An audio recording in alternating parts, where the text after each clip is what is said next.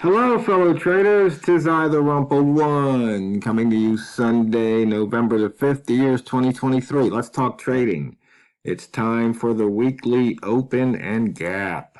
These videos are for educational purposes only. Your results may differ from mine. And we're getting ready to start the first full trading week of the month. So let's all remember to have risk management in place and make sure we don't lose any more on any one single trade than we are willing to lose. So, weekly, we're just about a little over 6 pips above the weekly open. And I noticed there's one gap that has not been filled. And just so you know, a lot of times those weekly open gaps are just the way the brokers play their games, and you might have a 20 pip spread. So it'd be really hard to get in at the open price and make that. But you just have to wait for price to make a move and the spread to calm down, get within normal, and then go ahead and make your trade. And we're putting in the opening range for the week. As you all know, we had a huge candle on Friday, and it was huge. So let's see what kind of weekly range we put in this week. For the year, we're 284 pips above that yearly open. Notice we got really close to that yearly open this month, and then it bounced big time.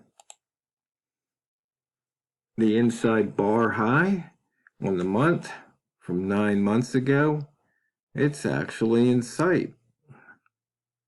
Notice a couple of, let's see, I guess that would be Thursday. We broke out of that inside bar from 11 days ago. Price hasn't looked back since. And looking here at the dashboard, not much on the daily, a lot on the monthly, and a good amount on the weekly, but not very many daily inside bar trades. But considering what happened on Friday, to be expected. And just remember, we're only about 7 pips into the trading day. And so we don't have much range. In fact, only 21 pips on the pound at the moment. Buy zone traders, not much action. You got one signal. You had to take a few pips. We'll just have to wait and see if it drops below that 65 and crashes. That's not enough range. Bambino flex indicator saying go long, near the pivot go long, near S1 go long, near R1 the bias is short using the pivot trading plan. And it looks like we've taken out the H4 pivot for right here, but we've got some missed pivots. They don't get taken out. I think they might get taken out this week. We'll just have to wait and see. As far as the daily goes, 23.17 is the pivot. We haven't taken that one out yet. The weekly, we haven't taken that one out at 22. Call it 85, 86, somewhere there. And on the monthly, we've already taken that one out. We went into the upper wick zone and fell out. The upper wick zone of Friday's candle. And these weekly ranges, of course, once again, right now only 21 pips. But last week we had that big 300 pip weekly candle at the 91 percentile for the last 12 weeks. So that was a biggie.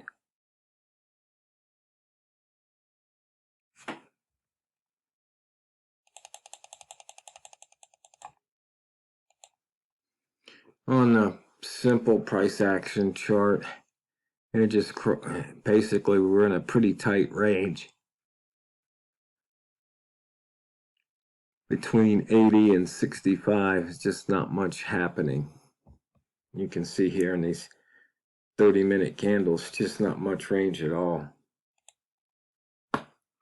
And looking for higher lows, lower highs. You can see there's a H4 higher low right here at the 71 level. But normally we usually trade maybe M5 or M1. That's M5. We had a trigger there at 77. Right here we had a long trigger just now at 71.5. Good for a couple of pips. And on M1,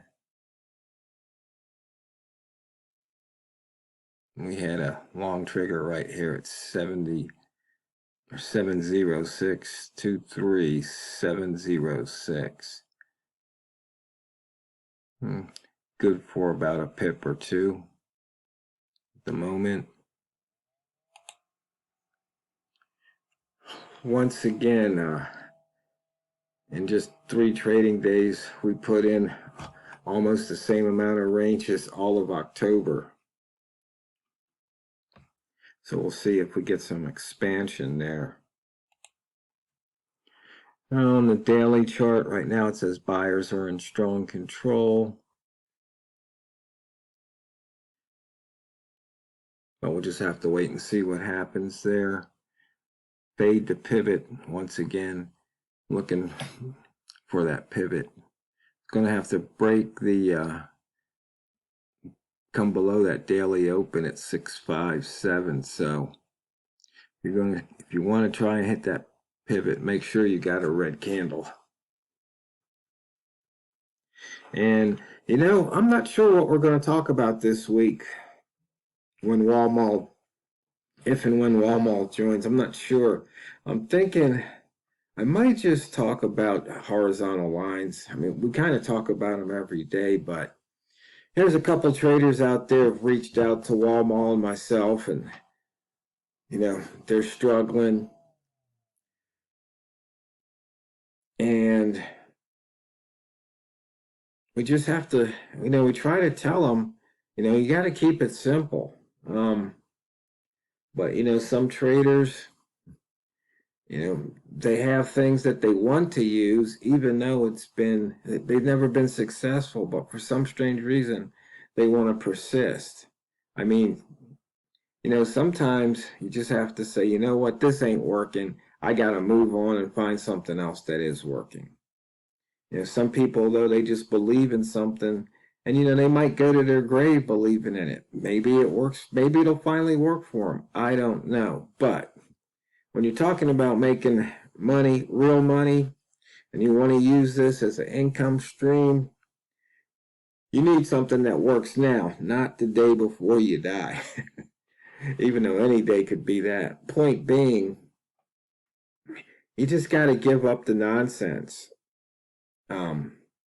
Go back to the basics. Horizontal line trades, money management, basics. It's not difficult. It really isn't. The difficulty lies in being disciplined, being persistent, being consistent.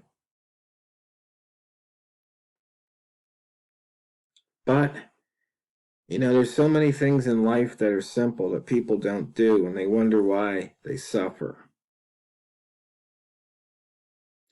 When people ask for help, advice,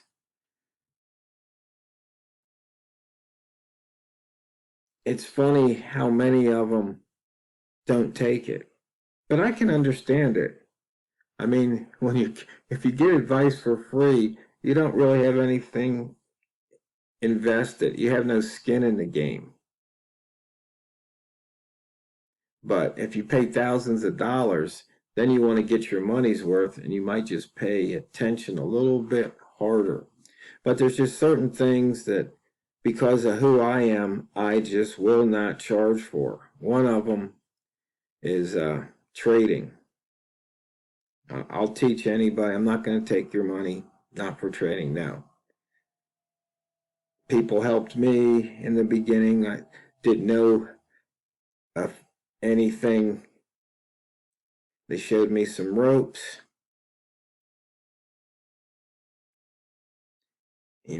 there's a lot I had to learn on my own, but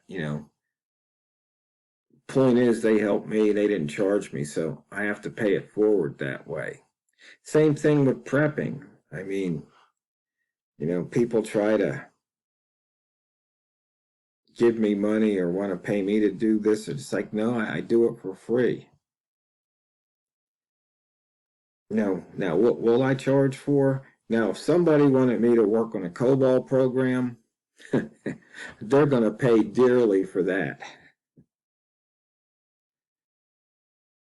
And I'm talking, we're talking zeros, a lot of zeros. It's funny because there's so many old computers out there that are running COBOL, but none of the new guys know it.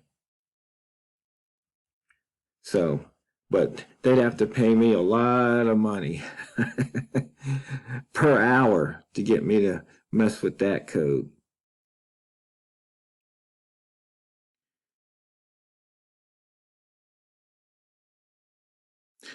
So, like I said, I think I might just go over some of the horizontal line trades.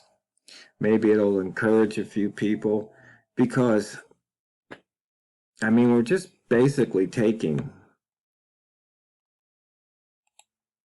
chances here. We have these different indicators that sometimes they indicate reversals, sometimes they indicate breakouts. But I just like to use the horizontal line crosses. It's because it's just so simple. Like the wick zone, the rat zone. I mean, rat zones are dynamic, wick zones don't move. You'll get a new one each day, but once you get it, that's it. It ain't changing. Rat zones, they will definitely change because as price makes new highs or new lows for the day, the rat zone changes. But it's always going to be within 20 pips or so of the high and the low.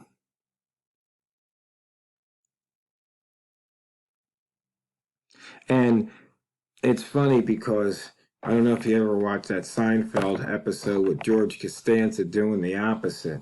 But I mean, if you find yourself taking trades and they always seem to go against you, just try and do the opposite. Or if you're in a position where you take a trade and it's almost always goes against you, but then it comes back your way, well, then what you could do is you put trades on both ways, short and long at the same time if your broker allows it. And if your broker doesn't, then you need to switch brokers. Have to get an offshore account, of course. Point being, that way, you say you wanted to go short here, but every time you go short, it's going to go long. So you basically putting on a hedge right there. So when it goes against you, you make some money. Then when it starts to come back your way, you take off the hedge, and then hopefully you get to make money going in the original direction as you plan the trade. So that's pretty much it, fellow traders. But if you have any questions, feel free to ask. I know there was a couple people wanted me to do indicators. My schedule's been so busy lately, so I haven't been able to do hardly any coding of indicators. So you're just going to have to wait. And I hope everybody had a fun and safe weekend. And those of you, remember we had to change our clocks. So your sleep might be a little off for the next, day or two, but hopefully you'll make it through okay. So, fellow traders, when you come back to trading, I want you to always remember, never forget, it's not what you trade, it's how you trade it. So go out there and drain the banks. This is the Rumpled One, over and out.